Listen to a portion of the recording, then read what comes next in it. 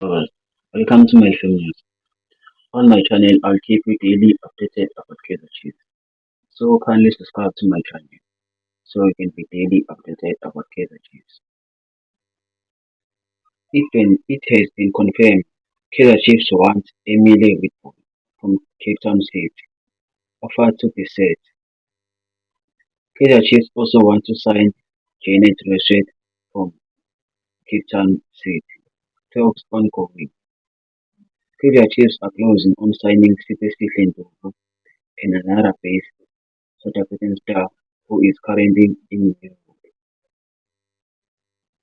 Ronaldo Vilhena is a big target for Kaizer Chiefs, and Sekhukhune United are preparation for life without him by signing another goalkeeper. Kaizer Chiefs are having two training sessions per day as they are preparing to leave for the Netherlands. For more Kaizer Chiefs updates, kindly subscribe to my channel so I can give you updates.